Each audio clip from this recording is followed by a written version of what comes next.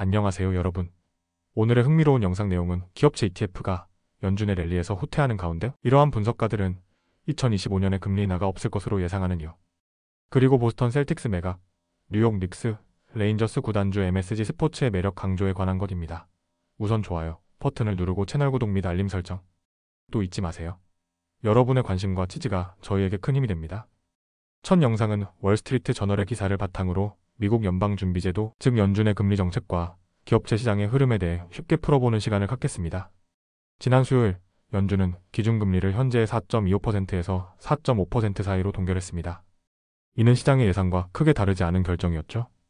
그런데도 많은 투자자들은 연준이 비둘기파적, 즉 금리를 빠르게 인하하려는 방향으로 전환한 것 아니냐는 기대를 갖기 시작했습니다. 하지만 이런 기대와 달리 일부 전문가들은 연준의 속내가 오히려 매파적일 수 있다고 해석하고 있습니다. 여기서 말하는 매파란 물가를 찾기 위해 금리를 높게 유지하거나 더 오랜 기간 유지하려는 정책 방향을 뜻합니다. 이 분석은 특히 미국 기업 채권 시장과 관련이 깊습니다. 기업체에 투자하는 상장지수 펀드, 즉 ETF들은 연준의 발표 직후에는 반짝 상승세를 보였습니다. 예를 들어 투자 등급이 높은 기업체 ETF는 수요일 하루 동안 0.6%, 고수익 기업체 ETF는 0.7% 상승했습니다. 하지만 목요일이 되자 분위기가 달라졌습니다. ETF 가격이 소폭 하락하며 투자자들의 기대감이 다소 식은 모습이었습니다. 시장은 다시금 경제 전망과 통화 정책의 현실에 집중하기 시작한 것이죠. 왜 이렇게 분위기가 바뀌었을까요? 바로 크레딧 사이트 분석가들의 해석 덕분입니다. 이들은 연준이 발표한 경제 전망을 보면서 2025년에도 금리 인하가 없을 가능성이 높다고 지적했습니다. 연준이 발표한 자료를 보면 2025년에는 두 차례 금리 인하가 있을 수 있다고 적혀 있지만 현재의 고물가 상황을 고려하면 현실적으로 그 가능성은 낮다고 본 것입니다. 여기서 주목할 점은 스태그플레이션이라는 단어입니다. 스태그플레이션은 경기 침체와 높은 물가가 동시에 나타나는 현상인데요. 지금 미국 경제가 딱 그런 흐름으로 가고 있다는 해석이 나오고 있습니다. 성장률은 낮아지고 실업률과 물가는 오르고 있기 때문이죠. 연준의 제롬 파월 의장도 이 점을 인식하고 있는 듯합니다. 그는 연준이 양적 긴축, 즉 시중에 풀린 돈을 다시 회수하는 속도를 늦출 것이라고 밝혔습니다.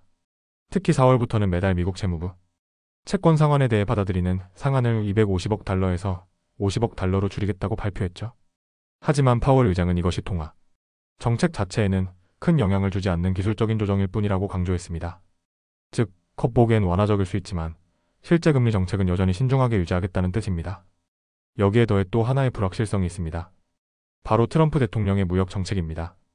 트럼프 대통령이 관세를 대폭 인상할 가능성이 있다는 전망이 커지고 있습니다. 실제로 관세에 대한 구체적인 계획은 4월 2일에 발표될 수 있습니다. 관세는 기업들의 수입 비용을 증가시키고 소비자 물가를 밀어올릴 수 있는 요소입니다. 다시 말해 인플레이션이 더 심해질 수 있다는 것이죠. 파월 의장도 이 부분을 언급하며 관세가 물가에 미치는 영향은 아직 정확히 예측하기 어렵지만 일부는 일시적일 수 있다고 밝혔습니다. 하지만 시장은 여전히 경계하고 있습니다.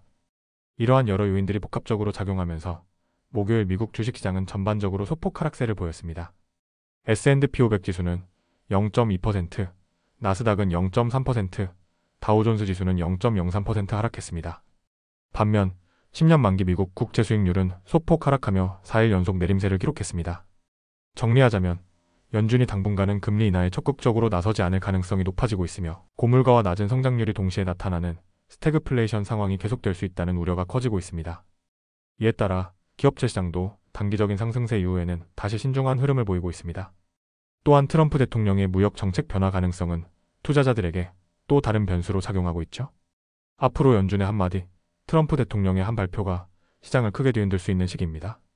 이럴 때일수록 투자는 냉정하고 정보에 기반해야겠죠? 다음 영상은 월스트리트 저널의 기사를 바탕으로 미국 프로농구팀 보스턴 셀틱스의 매각 소식과 이로 인해 다시 주목받고 있는 뉴욕 닉스와 뉴욕 레인저스의 구단주인 메디슨 스퀘어 가든 스포츠에 대해 이야기해보려 합니다. 스포츠 투자에 관심 있는 분들뿐만 아니라 자산 가치와 주식시장의 괴리에 관심 있으신 분들에게도 흥미로운 이야기입니다. 며칠 전 보스턴 셀틱스가 무려 61억 달러라는 가격에 매각된다는 소식이 전해졌습니다. 이 매각은 미국 스포츠 역사상 손꼽히는 초대형 거래로 기록될 것으로 보입니다. 이 팀을 인수한 쪽은 윌리엄 치셜름이 이끄는 투자 그룹으로 스포츠 프랜차이즈의 가치가 얼마나 높아졌는지를 다시 한번 보여준 사례입니다. 그런데 이 뉴스가 전해지자마자 뉴욕에서는 또 다른 반응이 나왔습니다. 바로 뉴욕 닉스와 뉴욕 레인저스를 보유하고 있는 메디슨 스퀘어 가든 스포츠, 줄여서 MSG 스포츠의 주가가 하루 만에 1.6% 상승한 것입니다. 왜 그럴까요? 보스턴 셀틱스처럼 닉스와 레인저스도 미국에서 손꼽히는 인기팀들이기 때문입니다. 특히 닉스는 미국 최대 시장인 뉴욕을 연고로 하고 있으며 지난해 포브스 기준으로 팀 가치는 무려 75억 달러에 달했습니다. 레인저스 역시 35억 달러로 평가되고 있죠. 두 팀을 합치면 그 가치는 110억 달러, 현재 MSG 스포츠의 시가총액인 약 50억 달러의 2배를 훌쩍 넘습니다. 하지만 이상한 점이 하나 있습니다. 이렇게 엄청난 자산을 보유하고 있는데 MSG 스포츠의 주가는 오랫동안 정체 상태라는 점입니다. 주식시장이 호황을 누린 지난 4년 동안에도 주가는 거의 움직이지 않았고 오히려 올해 들어 약 10% 하락했습니다. 그 이유는 무엇일까요? 바로 이 팀들을 소유한 돌란 가문 때문입니다. MSG 스포츠의 회장 겸 CEO인 제임스 돌란을 비롯한 가족은 회사의 지분을 꽉 쥐고 있으며 두 팀을 팔거나 소수 지분이라도 외부에 매각하려는 의지가 전혀 없어 보입니다. 이로 인해 일부 투자자들은 답답함을 토로하고 있습니다. 시장에선 닉스와 레인저스의 가치를 인정하고 있고 실제로도 자산 가치가 높지만 이를 현금화하거나 주가에 반영되도록 활용하지 않으니 투자자들로서는 이익을 실현할 방법이 없기 때문입니다. 한 투자 분석가는 이렇게 말했습니다.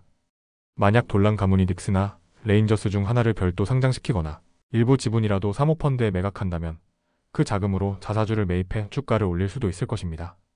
실제로 MSG 스포츠의 투자자 중에는 스포츠 산업의 밝은 실버 레이크 같은 펀드도 포함되어 있어 이런 구조조정에 참여할 수 있는 여건도 갖춰져 있습니다.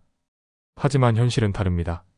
돌란 가문은 두 팀 모두 여전히 가치가 오르고 있는 자산이라고 강조하며 매각이나 분사를 고려하지 않고 있습니다. 실제로 회사의 최고 운영 책임자는 이 팀들은 매우 희소한 자산이며 지금의 주가는 그 가치를 제대로 반영하지 못하고 있다고 말했습니다. 셀틱스 매각은 MSG 스포츠에 어떤 신호를 주는 것일까요? 투자자들은 셀틱스의 매각이 MSG 스포츠에도 긍정적인 자극이 되기를 기대하고 있습니다. 셀틱스보다 더 비싼 닉스의 가치를 생각하면 시장은 당연히 MSG 스포츠의 주가가 상승해야 한다고 보는 것이죠. 하지만 현재로서는 별다른 변화가 없고 이는 돌란 가문이 실제로 어떤 조치를 취할지에 대한 회의감이 반영된 결과입니다. 또 하나 흥미로운 점은 닉스와 레인저스가 경기를 치르는 경기장인 메디슨 스퀘어 가든은 또 다른 회사인 메디슨 스퀘어 가든 엔터테인먼트가 소유하고 있고 이 역시 돌란 가문이 지배하고 있다는 사실입니다. 즉 팀도 경기장도 모두 돌란 가문 손에 있다는 뜻입니다. 그렇다면 투자자 입장에선 어떻게 이 상황을 바라봐야 할까요? 일부 전문가들은 MSG 스포츠를 프로스포츠에 투자할 수 있는 가장 저렴한 방법이라고 평가하고 있습니다. 사모펀드를 통해 투자하는 것보다 훨씬 저렴한 가치에 뉴욕이라는 초대형 시장의 두 대표팀을 보유한 기업이기 때문입니다. 다만 문제는 이 투자가 언제 보상을 줄 것이냐는 점입니다. 현재로선 돌란 가문이 직접 결정을 내려야만 가치 실현이 가능하다는 점에서 그 시점이 불확실하다는 것이 가장 큰 변수입니다. 보스턴 셀틱스의 61억 달러 매각은 미국 스포츠 프랜차이즈 가치가 얼마나 높아졌는지를 잘 보여주는 사건입니다.